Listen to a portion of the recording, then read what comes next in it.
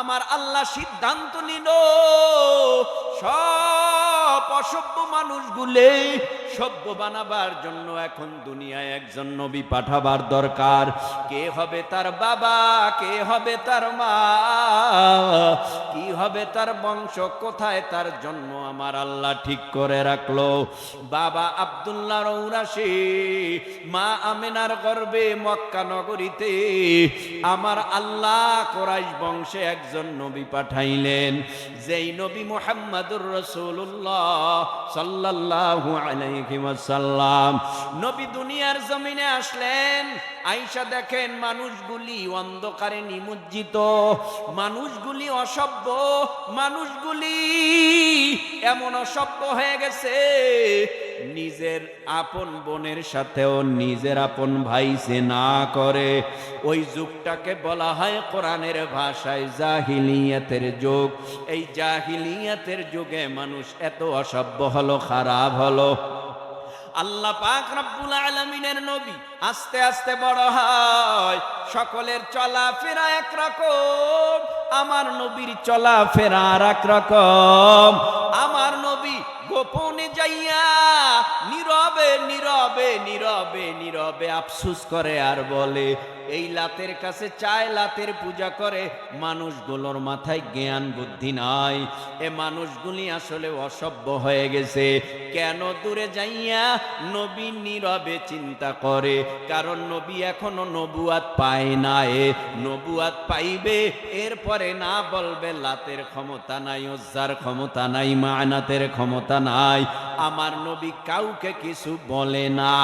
নবুয়াত pile নবী, নবুয়াত পাওয়ার পর আল্লাহর তরফ থেকে আমার আল্লাহ নবীকে জানায় দিলেন, পয়গম্বর এতদিন আপনি ঘরের মধ্যে বসা ছিলেন, ওদের কর্মকাণ্ড দেখেছেন, এখন আর ঘরে বসে থাকা যাবে না। ও পয়গম্বর, এখন আপনার উপরে আমি আল্লাহর তরফ থেকে দায়িত্ব চলে আসছে। কি দায়িত্ব? আল্লাহ পাক রব্বুল আলামিন বলে, ইয়াতলু আলাইহিম আয়াতি। ও পয়গম্বর, এখন আপনার এক নাম্বার দায়িত্ব হলো কোরআনের তেলাওয়াত কইরা, তরজমা কইরা জান্নাতের রাস্তা জাহান্নামের রাস্তাগুলি দেখায়া দেন। নবী আমার সবার কাছে যাইয়া, কওমের কাছে যাইয়া বলে, জান্নাতের রাস্তা এটা, জাহান্নামের রাস্তা এটা। কোরআন দিয়া নবী বয়ান করেন। বেঈমানেরা কয়, মুহাম্মদ তুমি মক্কা নগরীতে আগমন করেছো আমাদের বাপ দাদার ধর্মের উপরে চুনকালি লাগাতে, আমাদের বাপ দাদার ধর্ম ধ্বংস করতে। আল্লাহর নবী বলে, না, আপনারা ভুল পথে আছেন। আপনাদের কষ্ট হয়? উঠা বসা করা যাবে না, উঠবেন না প্লিজ। সারা রাত ওয়াজ হবে, অল্প সময়ের জন্য, আপনারা উঠা বসা করলে বিপদ। উঠবেন না ইনশাআল্লাহ বলেন, আরো জোরে বলেন। ভাইরা আমার, পয়গম্বরে আরবি সাল্লাল্লাহু আলাইহি ওয়াসাল্লাম বলে, আমার কথা আমি শুনাই না, আল্লাহর কথা শুনাই, সরল সঠিক পথ আমি দেখাই। আর এই পথ আমি দেখাই তাও আল্লাহর নির্দেশ। এইভাবে মায়ার নবী প্রথম প্রাথমিক পর্যায়ে 2টা বছর গোপনে গোপনে ইসলামের কথা, কোরআনের কথা বললেন। আমি যে আয়াতে কারিমা তেলাওয়াত করেছি, এখান থেকে আলোচনা না করলে পূর্ণ বয়ান বুঝবেন না। আখিরি জামানার পয়গম্বর এইভাবে করে মক্কায় 1 দিন 2 দিন না, মায়ার নবী কাটাইলেন 13টা বছর। কত ধাক্কা, কত মাইর, কত রক্ত। নবী তারপরেও ঘরে যাইয়া দিনের দাওয়াত, কালিমার দাওয়াত, ইসলামের দাওয়াত বন্ধ করে ঘুমায় নাই। আবু জাহল এত থ্রেট দিল, তারপরও মায়ার নবী কালেমার গান, ইসলামের গান, কোরআনের গান, হকের গান, তাওহীদের গান বন্ধ করিয়া মায়ার নবী ঘরে যাইয়া ঘুমায় নাই। নবী আমার মার খায়, রক্ত ঝরায়, তারপরেও নবী হকের আওয়াজ দেয়, ইসলামের কথা কয়। হঠাৎ করে এমন ষড়যন্ত্র পাকাইল আবু জাহল, নবীকে মক্কার জমিনে রাখলে তাদের ধর্মই টিকবে না, মুহাম্মদ সাল্লাল্লাহু আলাইহি ওয়াসাল্লামের ধর্মের উপরে মানুষগুলি চলে যাবে। তাহলে আমাদের বাপ দাদার ধর্ম না টিকলে মুহাম্মদ সাল্লাল্লাহু আলাইহি ওয়াসাল্লামকেই মক্কার জমিনে রেখে লাভ কি? আগে আমাদের বাপ দাদার ধর্ম টিকবে, তারপরে মুহাম্মদকে রাখবো। এবার মুহাম্মদ সাল্লাল্লাহু আলাইহি ওয়াসাল্লামকে এত বাধা দিল, বাধা দিয়া রাখতে পারে না। আখিরি জামানার পয়গম্বরকে এবার মারার জন্য তৈয়ার হয়ে গেল।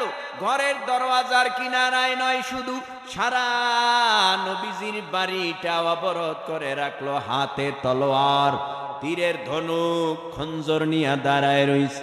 আজকে মায়ার নবীকে রাখবে না, আজকে মেরে ফেলবে।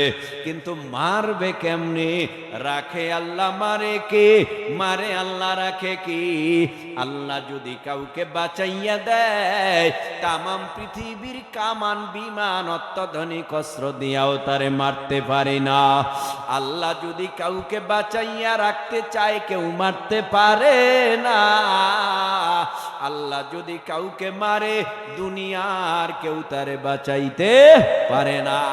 আখিরি জামানার পয়গম্বর এইভাবে নবী জানেও না, তার বাড়ির দরওয়াজার কিনারায় চতুর্দিক অবরোধ করা।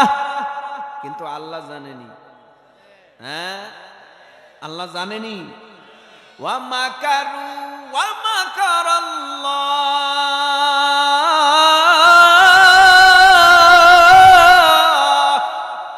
ওয়াল্লাহু খায়রুল মাকিরিন।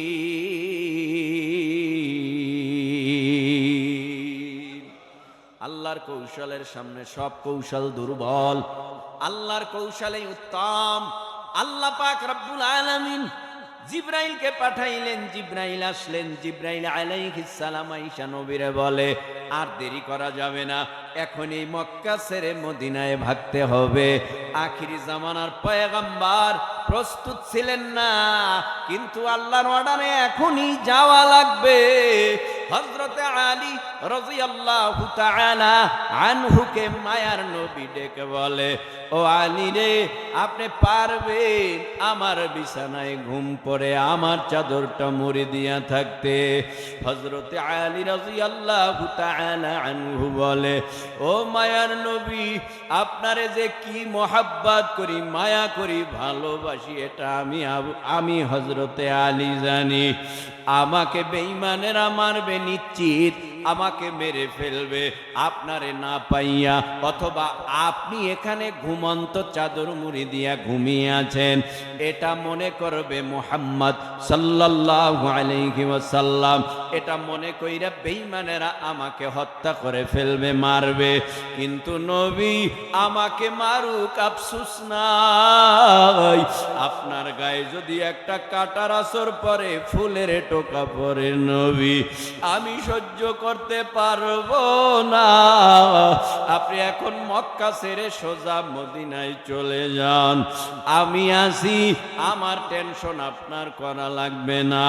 আল্লাহ আপনাকে নিরাপদে মক্কা ছেড়ে মদিনায় পৌঁছায় দে। নবী আমার হাতের ভিতরে কিছু ধুলা বালু লইয়া সূরা ইয়াসিনের প্রথম থেকে কয়েকটা আয়াতে কারিমা তেলাওয়াত করিয়া ধুলা বালুর মধ্যে দম করলেন, আস্তে করে ধুলা বালু গুলি ছেড়ে দিলেন। সকল বেঈমানদের চোখে পৌঁছাইয়া দিয়া কিছুক্ষণের জন্য আমার আল্লাহ অন্ধ বানাই দিলেন, যেন নবীরে তারা দেখতে না পায়। আস্তে করে বের হয়ে গেল ধাক্কা দিয়া, বেঈমানেরা টের পায় না। আস্তে আস্তে সামনে আগায়। নবী যেদিন মক্কা ছেড়ে মদিনায় যায়, ওই দিন মায়ার নবী 3 দিনের অনাহারি, সামনে কদম বাড়াইতে পারে না, বারবার খানায় কাবা বাইতুল্লাহর দিকে তাকায় আর চোখের পানি ফালায় আর কান্না করে, এ আমার কওমের লোকেরা, তোরা আমারে চিনলি না, আমি কি অন্যায় করলাম, অপরাধ করলাম, আমার পেটে বড় ক্ষুধা, আমার বাবার দেশ, আমার মায়ের দেশ, আমার জন্মভূমিতে তোরা আমারে থাকতে দাও না। নবী চোখের পানি ফালাইয়া সামনে আগাইতেছে আর বারবার নিজের ভিটা বাড়ির দিকে ফিরিয়া ফিরিয়া তাকায়, চোখের পানি ফালায়, কদম বাড়াইতে পারে না। যাইতে যাইতে হযরতে আবু বকর সিদ্দিক রাদিয়াল্লাহু তাআলা আনহুর বাড়ির দরওয়াজার কিনারায় নবী গিয়া দাঁড়াইলেন। দরওয়াজা টোকা মারছে, অটোমেটিক দরওয়াজাটা খুলে গেল। আবু বকর লাব্বাইক ইয়া রাসূলুল্লাহ বলে হাজির হয়ে গেল। মায়ার নবী বলেন, আবু বকর, এত তাড়াতাড়ি কেমনে তুমি বের হলা রে আবু বকর? আবু বকর বলে, পয়গম্বর, আপনাকে বাহিরে রাইখা আমি ঘুমাবো, এটা কেমনে হয়? মক্কার সব বেঈমানেরা আপনার দুশমন, আপনাকে মারবে, বেঈমানেরা আপনাকে জমিন থেকে বিদায় করে দিবে, আর আমি আবু বকর আরামে ঘুমাবো, এটা হতে পারে না। বহুদিন আগে বলেছেন নবী, মক্কা ছেড়ে মদিনায় হিজরত করা লাগবে। ও পয়গম্বর, ওই দিন থেকে আমি আবু বকর বিছানায় পিঠ লাগাই নাই।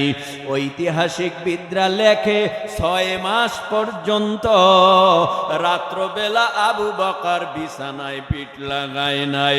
পিঠটারে হেলান দিয়া ওই আবু বকর দরওয়াজার সাথে দাঁড়াইয়া কানটা সজাগ করিয়া জবানে মাওলার জিকির করে আর অপেক্ষা করে কখন নবী আসবে, আর নবীর সাথে আমি সাথী হইয়া মক্কা ছেড়ে মদিনায় হিজরত করব।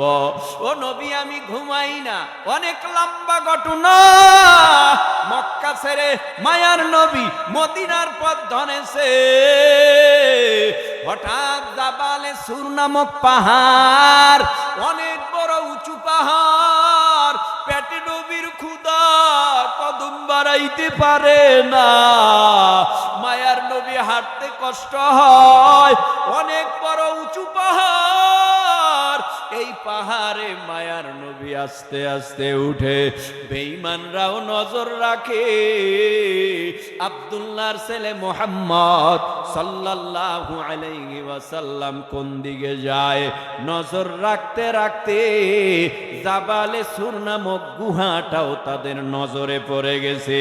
মায়ার নবী জাবালে সুরে ঢুইকা আবু বকরকে কয়, আবু বকর, আমি ক্লান্ত হয়ে গেছি, আমি আর চলতে পারি না, আমার পেটে ক্ষুধা, আমি ক্লান্ত, তুমি পারবা কি তোমার রান মোবারকটা একটু লেসে দাও, আমি আমার মাথাটা রাইখা একটু ঘুমাই। কতদিন হয়ে গেছে ঘুমাই না নবী। আজকে জাবালে সুরে যাইয়া মায়ার নবী আবু বকরের রান মোবারক ঘুমাইতেছে। এইদিকে আবু বকর পাগড়ি রুমাল সিরিয়া কাপড় দিয়া সব গর্তগুলি আটকায়া দিছে। হযরতে আবু বকর মায়ার নবীরে এতদিন যেইভাবে দেখেছে তৃপ্তি হয় না, আজকে সামনাসামনি মায়ার নবীকে দেখতেছে, চোখের সামনে চেহারাটা তৃপ্তি ভরিয়া আজকে মায়ার নবীরে দেখে। কিন্তু ডিস্টার্ব ডিস্টার্ব ডিস্টার্ব, গর্ত থেকে একটা সাপ বারবার বারবার মাথা দিয়ে আঘাত করতেছে আর বুঝাইতেছে, আবু বকর পাওটা সরাইয়া নে, নবী আসছে, আমার একটু দেখতে দে। মায়ার নবীরে আমি যদি না দেখতে পারি আমার সহ্য হবে না, তাড়াতাড়ি করিয়া পাওটা উঠাইয়া নাও। কিন্তু নবী যে আরাম কইরা ঘুমাইছে, কিন্তু নবীর ঘুমে তো ডিস্টার্ব দেওয়া যাবে না। আমি আবু বকর মরিয়া গেলেও মায়ার নবীর ঘুমে ডিস্টার্ব দেওয়া যাবে না। পায়ের গোড়ালি দিয়া নবী গর্ত ঠেসে দূরেছে। সাপ বারবার বারবার মাথা দিয়া আঘাত করে, পা সরায় না। এবার আর দেরি করে নাই, পায়ের উপরে সবল মেরে দিল। আস্তে করে আবু বকরের দেহের রং নীল হয়ে গেল। আবু বকরকে বিষে ধরে ফেলেছে। রহমাতুল লিল আলামিন মায়ার নবী, দয়ার নবী, দোজাহানের সরদারের এই চেহারার মধ্যে আবু বকরের এক ফোঁটা গরম পানি পড়ে গেল। হঠাৎ করে চক্ষু খুলে দেখে আবু বকর কাঁদে। নবী বলেন, আবু বকর কি কাঁদেন কেন? কি হইছে? আপনার কি কষ্ট লাগে? মক্কা ছেড়ে মদিনায় যান বলে। কয় না নবী, বড় এক মুসিবত। মনে হয় আমার পায়ের ভিতরে সাপ দংশন করেছে, বিষের জ্বালা সহ্য করতে পারি নাই। চোখের পানি যে পড়েছে আমার অজান্তে, আপনার চেহারায় মাফ করবেন, আপনার ঘুমে বড় ডিস্টার্ব হয়ে গেল। আবু বকর বলেন, ও পয়গম্বর ক্ষমা করবে। আল্লাহর নবীর থুথু মোবারক ক্ষত স্থানে দেয়ার সাথে সাথে বিষ পানি হয়ে গেল। আস্তে করে রহমাতুল লিল আলামিনকে আবু বকর ডেকে বলে, ও পয়গম্বর, আমরা যেখানে যেই গুহায় পালানো বেঈমানদের পায়ের আওয়াজ পাওয়া যায়, ওরা আমাদেরকে ধরে ফেলবে, ওরা আমাকে মেরে ফেলবে। নবী আমার ডেকে বলে, লা তাহজান ইন্নাল্লাহা মা'না। আল্লাহ কয়, নবী ভয় নাই, চিন্তা নাই, আমাদের সাথে কেউ নাই, আমার আল্লাহ আছে, আমার আল্লাহই আমাদেরকে সাহায্য করবে, কোনো টেনশন করতে হবে না। রহমাতুল লিল আলামিন ডাক দিয়া বলে, চিন্তা নাই, আল্লাহ পাক কেমন কুদরতওয়ালা আল্লাহ। নবী ঢোকার সাথে সাথে বেঈমানরাও তো ওখানে হাজির হয়ে গেল। কিন্তু বেঈমানরা আইসা দেখে গুহার মুখে মাকড়সায় জাল বেঁধে দিল। কবুতরে ডিম পারিয়া তা দেয়া আরম্ভ হয়ে গেল। কেউ কেউ বলে, এই মুহাম্মদ সাল্লাল্লাহু আলাইহি ওয়াসাল্লাম এই গুহার ভিতরেই আছে। আবার অন্য বেঈমানেরা কয়, না না না, তোরা বোকা, এই গুহার ভেতরে যদি লোক থাকে, এই কিছুক্ষণ আগে ঢুকেছে, যদি ঢুকেই থাকতো কেমন করে মাকড়সায় জাল বাঁধত এবং কবুতরে ডিম পাইরা তা দিত। যুক্তি আছে না? যুক্তি আছে, কিন্তু রাখে আল্লাহ, মারে আল্লাহ। লম্বা কথা। এখান থেকে মায়ার নবী মদিনায় যাওয়ার পর এই আবু জাহেল ধরতে পারে নাই নবীরে, আবার চিঠি পাঠায়, আবার হুমকি দেয়। আব্দুল্লাহর ছেলে মুহাম্মদ সাল্লাল্লাহু আলাইহি ওয়াসাল্লাম, মক্কা ছেড়ে তুমি মদিনায় গেছো, ওই মদিনায়ও শান্তি পাবা না। নবী আমার চোখের পানি ফালাইয়া কান্নার আওয়াজ দেয়, ও আল্লাহ, মক্কার থেকে আবার হুমকি আসতেছে, কি করব? আল্লাহ কয়, নবী চিন্তা নাই, আপনার দলে এখন আপনি গণনা করেন কতজন মুসলমান। কয় 313। আল্লাহ কয়, এই 313 জন মুসলমানে এখন বড় প্রয়োজন। 1000 বেঈমানের মোকাবেলায় 313 জন মুসলমান বেঈমানদেরকে হটাইয়া আপনাদের গলায় আমি আল্লাহ বিজয়ের মালা পরায় দেব। জোরে কোন সুবহানাল্লাহ। এতদিন নবী মার খাইছে। এ যুব সমাজ, একটা আনুষঙ্গিক কথা বলি, রাগ করবেন না, বুঝাবার জন্য বলি। আমার বাড়ি বরিশাল, আপনাদের বাড়ি ধরুন নাই কেরানীগঞ্জ। একটু উঁচু আওয়াজে জিব্বা নাড়াইয়া বলো, আমাদের কালেমা আলাদা, আসতে বলা যাবে না। আমাদের কোরআন আলাদা, আমাদের নবী আলাদা, আমাদের কাবা আলাদা, আমাদের সব এক। তাহলে আমাদের রাজনৈতিক ব্যানার আলাদা, পীরের ব্যানার আলাদা, এক একজন এক এক পীরের মুরিদ, এক একজন এক এক রাজনৈতিক দলের সদস্য। কিন্তু আমগো কালিমা যেহেতু এক, কোরআন যেহেতু এক, আল্লাহ যেহেতু এক, এই ব্যানারে আমাদের সকলের এক হওয়ার দরকার আছে না নাই? বন্ধু তোমার পা কেটে গেলে ব্যথা হয় কেন বুকে? বন্ধু তোমার হাত ভেঙে গেলে জল আসে কেন চোখে? বন্ধু তোমার ভাই মরে গেলে তুমি কাঁদো কোন দুঃখে? বন্ধু তোমার ঘর পুড়ে গেলে ভেঙে পড়ো কোন শোকে? বলবে আমায় পাগল তুমি, বোঝো না সহজ কথা, যে কোনো অঙ্গে আঘাত পেলে যে সারা দেহ করে ব্যথা, শিরায় শিরায় রক্ত দ্বারায় মিশে যায় যন্ত্রণায়, প্রকৃতির সেই শাশ্বত বিধান তুমি কেন বুঝলে না?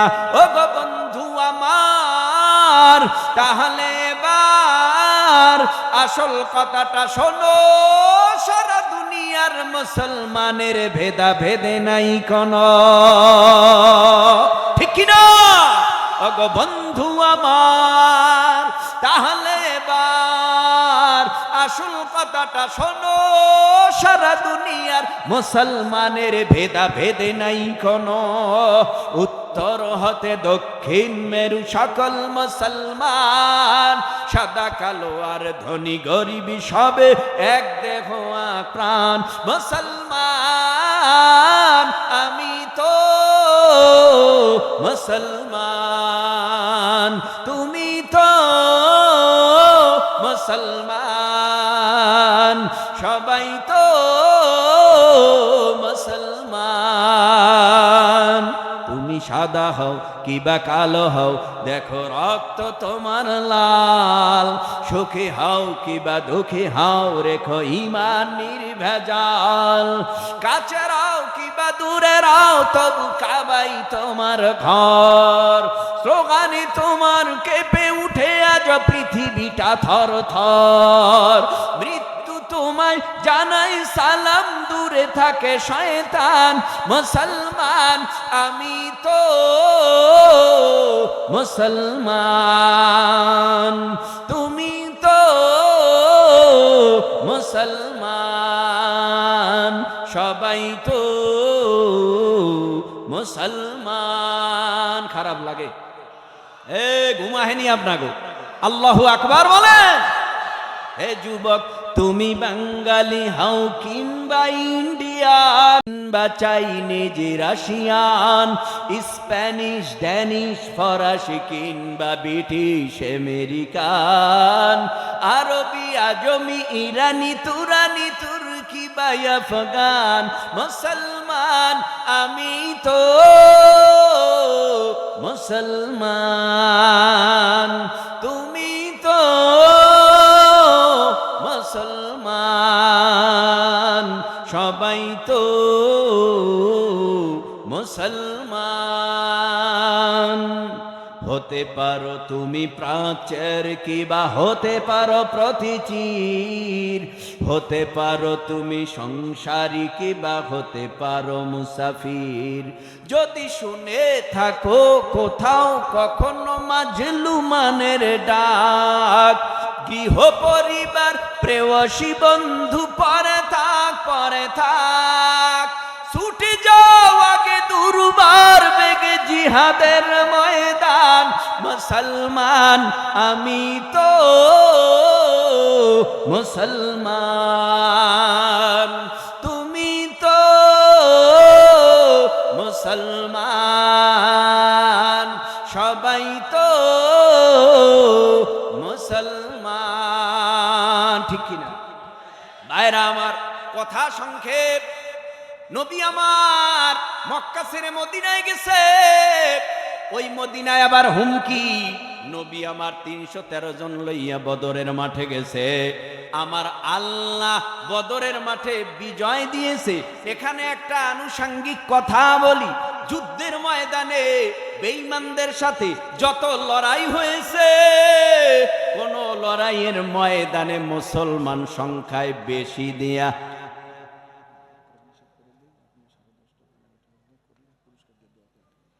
আল্লাহকে আচ্ছা আচ্ছা আচ্ছা কষ্ট হয় না।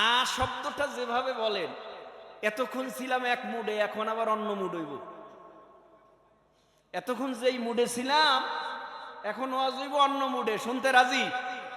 যদি সারা রাত হয়, মাথা ঝুলেন কেন? মহাব্বতে উঁচু আওয়াজে বলেন, সারা রাত হইলে থাকবেন?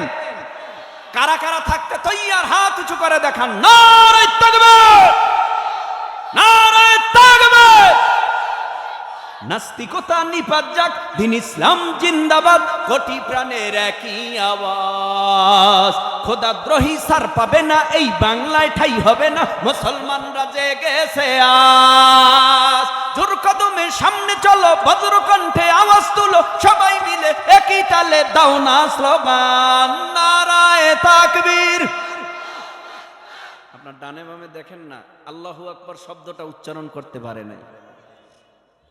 আল্লাহু আকবারের সাথে এরা দুশ্মনী করে। কি দুশ্মনী করে? কি দরকার? মোহাব্বতে দিল থেকে উঁচু আওয়াজে বলেন সবাই একই আওয়াজে, আল্লাহু আকবার। মাশাআল্লাহ। ঠিক আছে, আমরা দুই এক কথা বলি আপনাদের আওয়াজ বের করার জন্য। আমাদের সাথে আপনারা রাগ করেন? রাগ কইরেন না। যাই হোক, নবী আমার বদরের মাঠে গেছে, চোখের পানি ফালাইয়া আল্লাহর আদালতে দোয়া করে আর বলে, ও আল্লাহ, হাতে অস্ত্র নাই। আল্লাহ গো, আমাদের হাতে ও আল্লাহ অস্ত্র নাই, শক্তি নাই, আমরা বড় দুর্বল।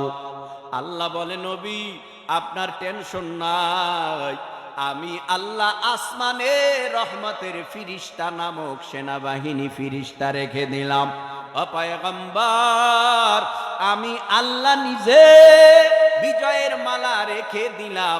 মুসলমানের গৌরবময় প্রথম যুদ্ধে আমি আল্লাহ আপনাদের গলায় বিজয়ের মালা পরায় দেব। জোরে কোন সুবহানাল্লাহ। এই তো পয়গম্বর ওই বদরের ময়দানে যুদ্ধ করে 14 জন মুসলমান শাহাদাত বরণ করলেন। ওই ময়দানে মায়ার নবী চোখের পানি ফালাইয়া কান্না করে আর বলে, আল্লাহ, তাকাইয়া দেখো কত রক্ত ঝরাইয়া এদেরকে দ্বীনের দাওয়াত দিয়া কত মেহনতের মাধ্যমে দ্বীনের রাস্তায় আনলাম।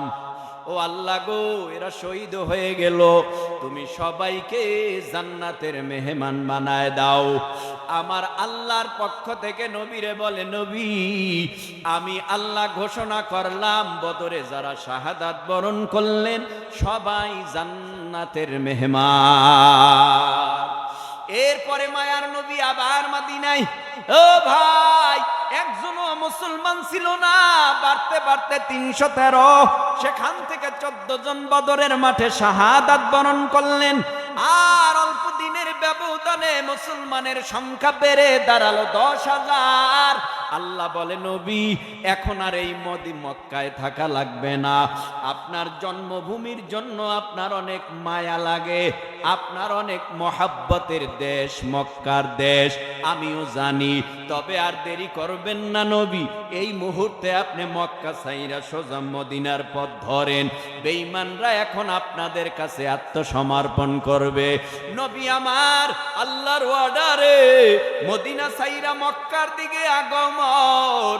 কাতারে কাতার বদ্ধ হইয়া সামনে আগাইতেছে জিকিরে ফিকিরে, সামনে আগায় সারা মক্কায় খবর হয়ে গেছে, যাকে তাড়াইয়া দিলাম মক্কা ছেড়ে মদিনায়, ওই মদিনার থেকে 10,000 মুসলমান মক্কা দখল করার জন্য আসতেছে। তোমরা কি করবা? কয় না না না, আসতে দেওয়া যাবে না, আমরা সবাই বাধা দিব যেন মক্কায় ঢুকতে না পারে। কিন্তু না, হঠাৎ করে আর এক দল কয়, জানো না জানো না, যেই কাফেলা বাধা দিতে চাও, এই কাফেলার মধ্যে হযরতে উমর, হযরতে আলী, হযরতে আবু বকর, হযরতে বেলাল, হযরতে উসমান প্রমুখ 10,000 সাহাবীরা নবীর জন্য জীবন দিবে, তারপরও এক চুল পরিমাণ পিছপাও হবে না।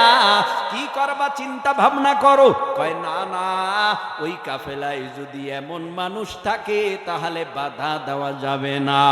নবী আমার মক্কায় সশরীরে ঢুইকা একটা ভাষণ দিতেছে, এ মক্কার মানুষেরা, আমারে তোমরা মারতে কম মানো নাই, আমার শরীরে মশা পরা হারাম, আমার শরীরের ভেতরে মাছি পরা হারাম, এই শরীরের মধ্যে তোমরা আঘাত করেছ অনেকবার, কিন্তু আমি আমার বাবার জন্মভূমি, আমার নিজের জন্মভূমি মার দেশ বাবার দেশে থাকতে পারি নেই, এখান থেকে তোমরা আমারে তাড়াইয়া দিছো।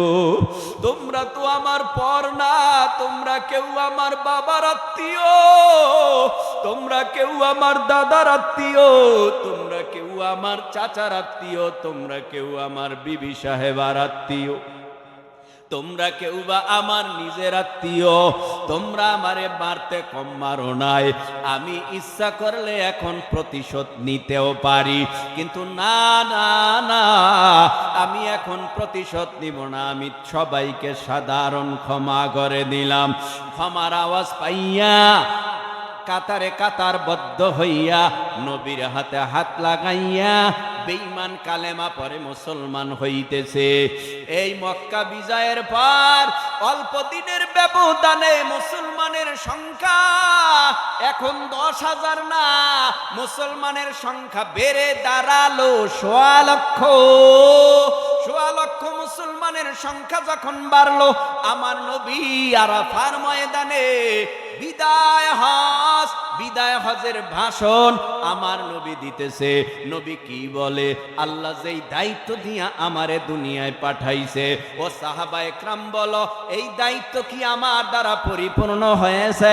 সাহাবায়ে কেরাম রিদওয়ানুল্লাহি তাআলা আলাইহিম আজমাইনরা বলে, ও পয়গম্বর, আপনি দায়িত্ব পালন করতে কৃপণতা করেন নাই, ঠিকভাবে আমাদেরকে দায়িত্ব পৌঁছায় দিছে। আল্লাহর নবী খুশি হইয়া দোনো হাতের শাহাদাত আঙ্গুল আসমানের দিকে উঠাইয়া বলে, আল্লাহুম্মা শাহাদ, আল্লাহুম্মা শাহাদ, আল্লাহুম্মা শাহাদ। আল্লাহ আপনি সাক্ষী থাকে। লক্ষাধিক সাহাবায়ে কেরাম বলতেছে, আমি নাকি দিন পরিপূর্ণভাবে বুঝাইয়া দিছি।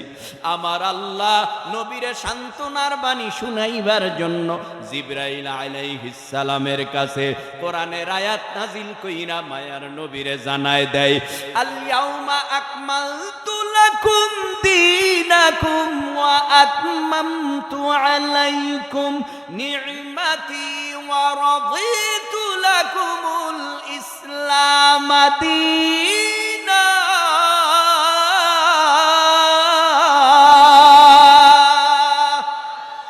আল্লাহ পাক বলে, ও পয়গম্বর, আজকের আরাফার ময়দানের তারিখে আমি আল্লাহ দিন পরিপূর্ণ ঘোষণা করলাম, আমি আল্লাহ নিয়ামত পরিপূর্ণ করলাম, আমি আল্লাহ নিজে রাজি ও খুশি হয়ে গেলাম। মায়ার নবীর দ্বারা দিন আল্লাহ পরিপূর্ণ করলেন। এ যুবক ভাই, এ তরুণ, এ কিশোর, লম্বা কথা হবে না, অল্প সময়ের মধ্যেই মোনাজাত হয়ে যাবে। আমরা ইসলামের লোক, আমরা কালিমার লোক, আমরা প্রিয় নবীর মহাব্বতের উম্মত। এ যুবক ভাই, জীবনটা কোন রাস্তায় ব্যয় করতেছ? জীবনটা তো সর্বনাশের দিকে যাচ্ছে। কারণ এই দুনিয়ায় তুমিও থাকবা না চিরকাল, আমিও থাকবো না চিরকাল। এই দুনিয়ার থেকে তোমারও বিদায় হবে, আমারও বিদায় হবে। এ জমিনের মধ্যে দেখো না বাবাই কই গেল, মা কোথায় গেল, দাদা দাদু নানা নানু কোথায় গেল, আমিও যাব, আমিও থাকবো না, তুমিও থাকবা না, কিন্তু তোমার বাবার জানাজা কে পড়াইছে আওয়াজ দিবে। আমার এলাকার ইমাম সাহেব, তোমার জানাজা কে পড়াইছে? মাদ্রাসার হুজুর। কেন ভাই, তুমি কি এমন একটা পণ করতে পারো না, প্রতিজ্ঞা করতে পারো না? না না না, আর কত অন্য আলেম দিয়া জানাজা পড়াবো, এখন থেকে আমি ওয়াদাবদ্ধ, আমার জানাজাটা আমার ছেলে যেন পড়াইতে পারে, এমন একটা ছেলে আমি ঘরে তৈরি করে ফেলবো। জানো কি ভাই, যার ছেলে একটা কোরআনের হাফেজ, যার ছেলে মাওলানা মুফতি, মুহাদ্দিস, মুফাসসির, মুহাক্কিক, বড় আলেম, তার বাবা যখন অসুস্থ হয়, তারা দৌড়াইয়া বাবার মাথার কিনারায় যাইয়া চোখের পানি ফালাইয়া কান্না করে আর তেলাওয়াত করে, আল্লাহ গো, যেই মা আমারে মানুষ বানাইতে, মাদ্রাসায় পড়াইতে, যেই বাবা এত খাটনি করেছে, 3 বেলা খায় না, 1 বেলার খানার টাকা জমা রাইখা আমারে মাদ্রাসায় টাকা দিয়া আমার মা অনেক কষ্ট মেহনত করিয়া আলেম বানাইছে, আজকে আমার মা অসুস্থ, আমার বাবা অসুস্থ, চোখের পানি ফালায়া কান্দে আর বলে, আল্লাহ, মাকে যখন মৃত্যু দিবা ইমানের সাথে তুমি মৃত্যু দিবা, বেঈমান বাড়াইয়া আমার মাকে তুমি কবরে নিবা না। এই বলে কান্না করে, এখানেই সমাপ্ত না। মা মরার আগ পর্যন্ত, বাবা মৃত্যু হওয়ার আগ পর্যন্ত সন্তান পাশে বসে বসে কোরআনের তেলাওয়াত, শয়তান ধোঁকা দিয়া ঈমান হারাইতে পারে না। হঠাৎ করে যখন সন্তান দেখে বাবা নাই, মা মরিয়া গেছে, চিল্লায়া চিল্লায়া অনেকে কান্নার আওয়াজ দেয়। মুফতি সাহেব, হাফেজ সাহেব, মাওলানা সাহেব ডেকে বলে, তোদের মায়া আমার জন্য আছে, আমার কি মোটেও নাই? তোদের মায়া বাবার জন্য আছে, আমার কি মোটেও আমার মা বাবার জন্য মায়া নাই? আমি মাদ্রাসায় লেখাপড়া করলাম, তাও তো মার অবদান, বাবার অবদান, এই আমার মাই আমার বাবার অবদানে আজকে মাওলানা, মুফতি, মুহাদ্দিস, হাফেজ হইলাম, আজকে মা বাবার অবদানে হইলাম। তোরা মায়ার কারণে দুঃখে কান্না করস, আমারও কান্না আসে, কিন্তু আমি মাদ্রাসায় লেখা বইরা কইরা জানলাম, মারলাসের কিনারায় বইসা যদি তোরা হাউ মাউ করে কাঁদো, তাহলে আমার মা অনেক কষ্ট পাবে, আমার বাবা কষ্ট পাবে না। তোরা কাঁদবি না, দূরে যাইয়া কাঁদ, নিজেও কান্না করে চোখের পানি ফালাইয়া কাঁদে আর বলে, ও আল্লাহ, যেই মা বাবা এত কষ্ট করে আমারে আলেম বানাইছে, এই বাবা মাকে তুমি কবরে আযাব দিবা না। বাবার লাশটা আলেম সন্তান নিজে মশারি টানাইয়া নাকে কানে তুলা দিয়া কেমনে গোসল করাইতে হয়, মাদ্রাসার ছেলেটা ভালো কইরা জানে, তো নিজের হাতে বাবার লাশ গোসল করায়। ও ভাই, গোসল করাইয়া এবার পাতলা 3খানা কাফনের কাপড় পরাইয়া জানাজা দিয়া কবরের দিকে নিয়ে যায়। কবরে রাইখা সবাই চলিয়া গেছে, কিন্তু যেই আলেম সন্তান, সবাই চলে গেছে, অন্ধকার হয়ে গেছে, রাত গভীর, কবরের কিনারায় বইসা বইসা গুন গুন গুন গুন আওয়াজ দিয়া কান্না করে আর বল, রব্বির রহমহুমা কামা রব্বায়ানি সগীরা, রব্বির রহমহুমা কামা রব্বায়ানি সগীরা। চোখের পানি ফেলায়া কান্না করে। কেন ভাই?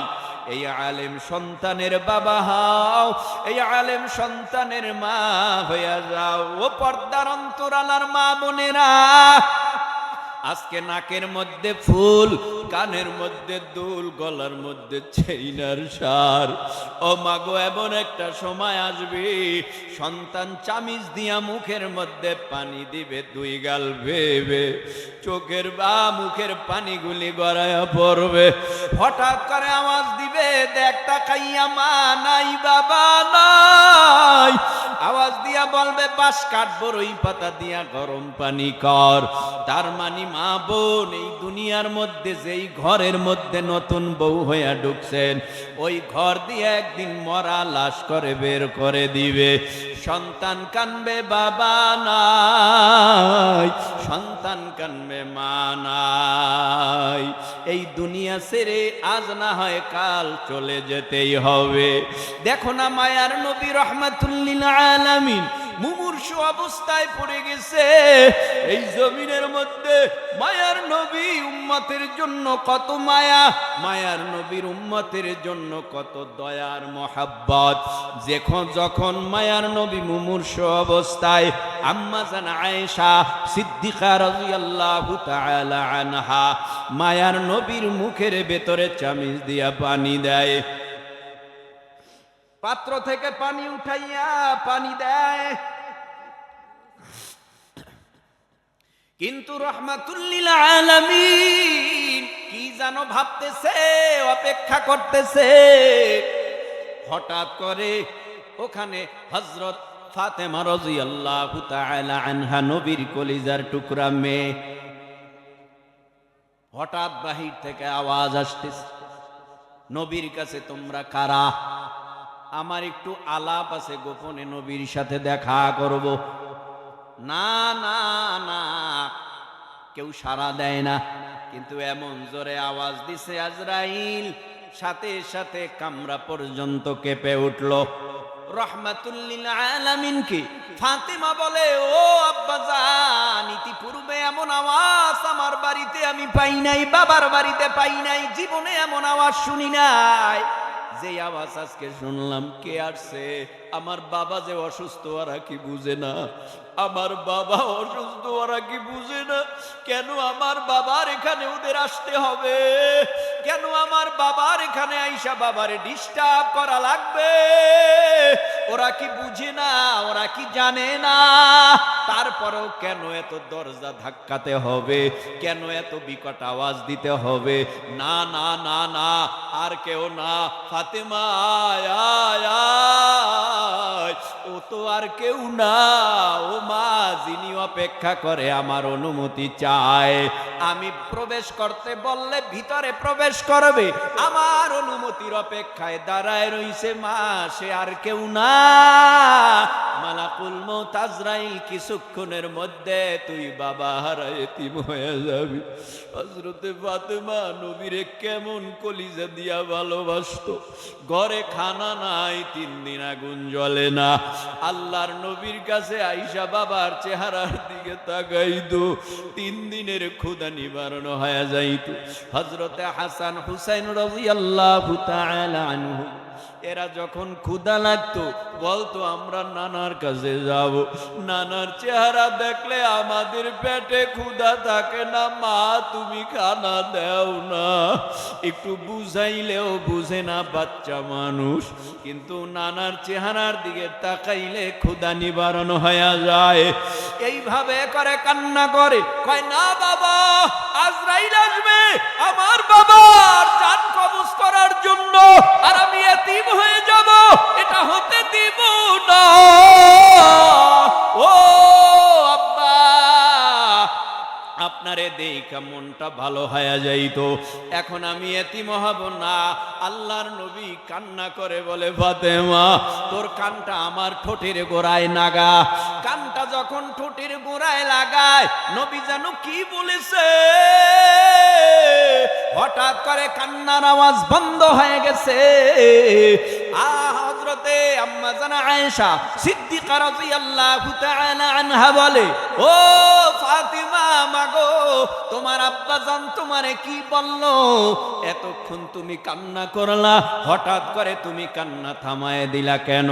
কয় আমার আব্বাজান আমারে বলছে আব্বাজানের মৃত্যুর 6 মাস পর আমার নাকি আব্বাজানের সাথে জান্নাতে দেখা হয়ে যাবে। তো আমি তো আব্বাজানের দেখা পাইতেই আছি 6 মাস পর। আমি শান্ত হয়ে গেলাম। নবী আমার আজরাইলকে আসার অনুমতি দিল। আজরাইল আসতেছে, নবীর সাথে কথা চলতেছে। আল্লাহর নবী বলে, আজরাইল অপেক্ষা কর, আমি আমার উম্মতের টেনশনে ব্যস্ত। হঠাৎ আজরাইল আলাইহিস সালাম অপেক্ষায়, জিবরাইল আলাইহিস সালাম আসছে। জিবরাইলকে নবী বলেন, এত দেরি কেন? ও নবী, আপনারে না উপরে নিয়ে যামু, সমস্ত আসমানের দরওয়াজাগুলি ফেরেশতারা ওদেরকে নেতৃত্ব দিয়া আমি সুন্দর করে সাজাইলাম, জান্নাতের দরওয়াজাগুলি পরিপাটি করলাম, আপনার রূহ মোবারক উপরে উঠে যাবে। এই জন্য নবী আপনার মহাব্বতে ওদেরকে নিয়ে একটু সময় দিলাম, একটু দেরি হয়ে গেল। মায়ার নবী চোখের পানি ফালাইয়া কান্না করে, কি হবে আমার উম্মতের, কি হবে আমার উম্মতের, কি হবে আমার উম্মতের? আমি মরণের পর আমার উম্মত এতিম হয়ে যাবে। আমার এই এতিম উম্মতের জিম্মাদারি আমার আল্লাহ কি নিবে? গিয়া আল্লাহর কাছে বলো। সোজা আল্লাহর কাছে পাখা চাপ দিয়া গেল, সেকেন্ডের ভেতরে আবার আসলো। আয়েশা বলল, ও পয়গম্বর, আপনার উম্মত যদি গুনাহ মরণের 1 বছর আগে তাওবা করে, কালেমা পড়ে মরতে পারে, আমার আল্লাহ তার জীবনের সব গুনাহ মাফ করে দিবে। এই আওয়াজ পাইয়া নবী তো খুশি হওয়ার কথা, কিন্তু নবী খুশি হয় নাই। কষ্ট হয় আপনাদের? হ্যাঁ, নবী খুশি হয় নাই। নবী আমার বলে, কেমনে আমার উম্মত বুঝবে বা জানবে 1 বছর আগে পরে মরণ হবে? আমার উম্মত তো জানবে না, কারণ রাত্রে হবে না দিনে হবে, 1 বছর আগে হবে না 1 বছর পরে হবে, 1 সেকেন্ড আগে হবে নাকি 1 সেকেন্ড পরে হবে, আমার উম্মত জানবে না। আমি খুশি না। আল্লাহ কি জিম্মাদারি নিবে বলো? আল্লাহ পাকের কাছে যাইয়া আবার চলে আইসা নবীরে বললেন, ও পয়গম্বর, আল্লাহ ওয়াদা করেছে আপনার উম্মতের জন্য আপনার যত না মায়া, আমার আল্লাহর বান্দা হিসাবে আল্লাহর বান্দার প্রতি আল্লাহর মায়া কম না। আপনার উম্মত মরণের আগে যদি তাওবা করিয়া কালেমা জবানে জারি নিয়া মরতে পারে, তার জীবনের যত গুনাহ সব গুনাহ মাফ কইরা আমার আল্লাহ তার নাম জাহান্নামের খাতার থেকে কাইটা জান্নাতের বাসিন্দা বানায় দেবে।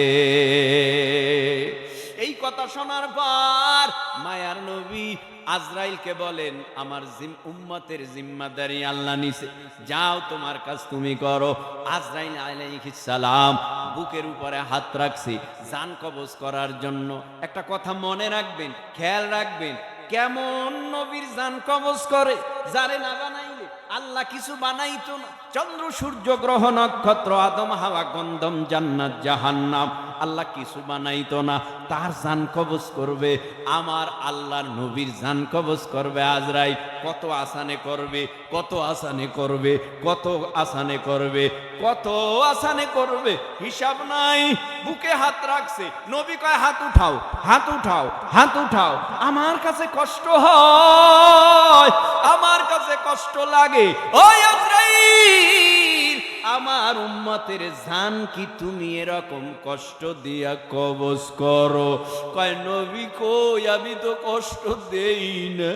নবী আমার ডেকে বলে, তুমি যখন আমার জান কবজ শুরু করছো, মনে হইতেছে 7 তবক আসমান আমার বুকের উপরে চাপায়া দিছো, এত কষ্ট হয়। তবে আজরাইল দুঃখ নয়, দুঃখ নাই, যদি আরো কষ্ট কষ্ট থাকে আমারে দাও, আমার উম্মতের মরণে যেন এত কষ্ট দেওয়া না হয়। ও ভাই, তো নবীও বিদায় হলো, সাহাবা একরাম বিদায় হলো, এ জমিনের মধ্যে আলেম উলামা এখনো আছে না নাই?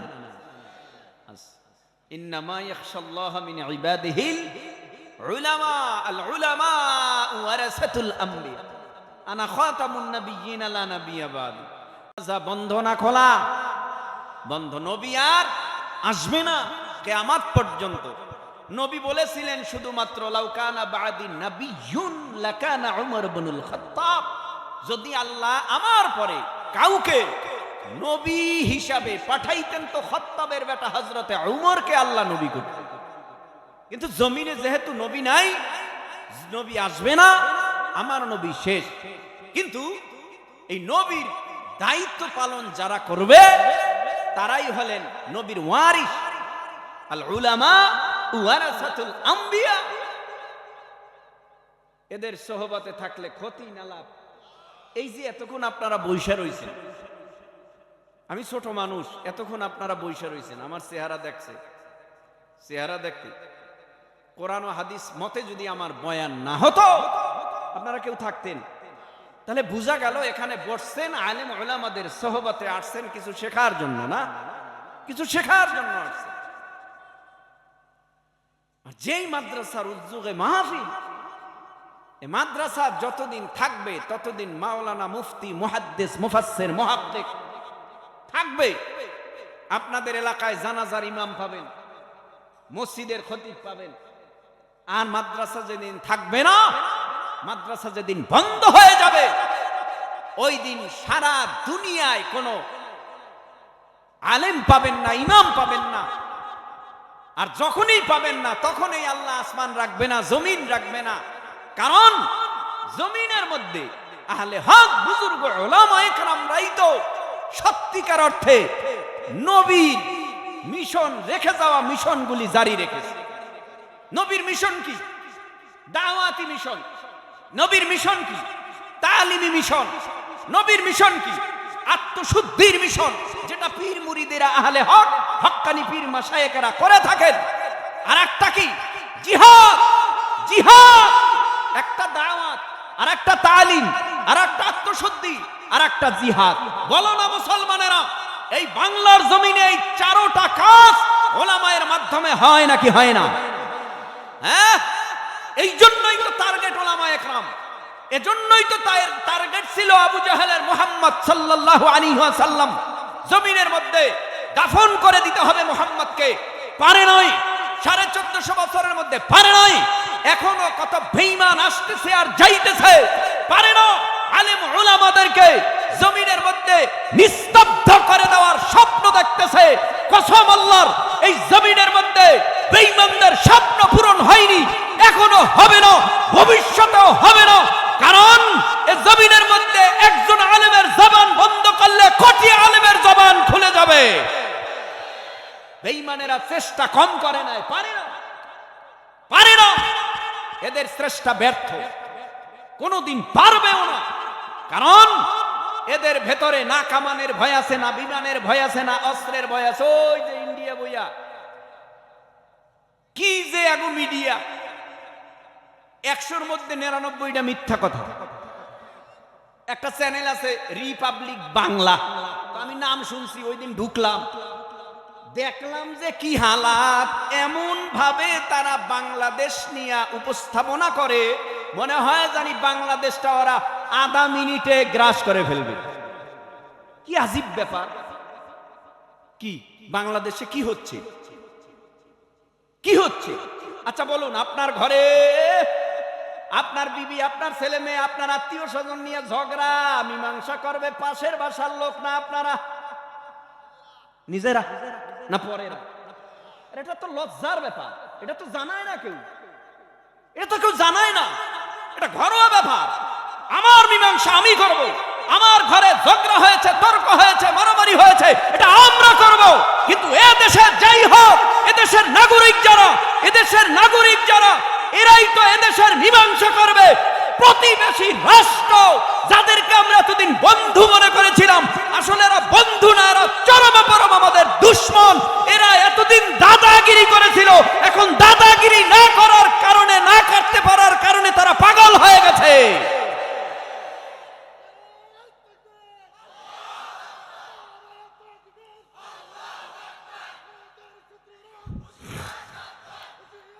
ভাইরা আমার শুনুন, আমি লাস্টে যে কথাগুলি বলতেছি, এ কথাগুলি বলার উদ্দেশ্য হলো এই, আপনারা বোঝার চেষ্টা করবেন, রাগ করবেন না। আমরা কোন দেশের এই জমিনের যারা আমরা সদস্য আছি, এই দেশের যারা নাগরিক, মোহাব্বতের নজরে দিল থেকে বলেন, আপনার ভিটা বাড়ি রক্ষা করা আপনার দায়িত্ব কিনা? আপনার দায়িত্ব। এ বাংলাদেশের ইঞ্চি ইঞ্চি মাটি রক্ষা করার দায়িত্ব এ দেশের নাগরিকের। কথা বলেন না কেন? তাতে যদি জীবন যায়, রক্ত যায়, জীবন দিব, রক্ত দিব, তবুও এই দেশের 1 ইঞ্চি মাটিকে কোনো বেঈমানের হাতে তুলে দেব না। আমাদের ইতিহাস আছে রক্ত দেওয়ার, জীবন দেওয়ার ইতিহাস আছে। ইতিহাস লম্বা, লাশের উপরে লাশ পড়ে আছে, হাতের মধ্যে অস্ত্র নাই, কিন্তু ওদের হাতে অস্ত্র, হাতের মধ্যে ঢাল নাই, টিন আছে না, টিন দিয়া ঢাল বানাইছে। ওই মিয়া, ভাতের পাতিলের উপরে ঢাকনা দিয়া ঢাল বানাইছে। কারণটা কি? কোন মতে একটু বাঁচতে পারি, তবে বাঁচার জন্য তারা আসেনি, তারা মরতে এসেছিল। জমিনে যারা মরতে তৈয়ার হবে, কথা বললাম, আমরা যদি সব এক ঐক্য থাকি, কোন বেঈমান আমাদেরকে এই জমিন থেকে বিদায় করতে পারবে না। মরার জন্য তৈয়ার হতে হবে, মরতে তৈয়ার হলে কোনো বেঈমান মারতে পারবে না। আর যদি মরতে তৈয়ার না হয়, আমাদের সবাইকে মেরে ফেলবে। আল্লাহ বুঝার তৌফিক দেন, আমিন জোরে বলেন, আরো জোরে বলেন। দীর্ঘ টাইম কথা বললাম, আপনারা শুনলেন।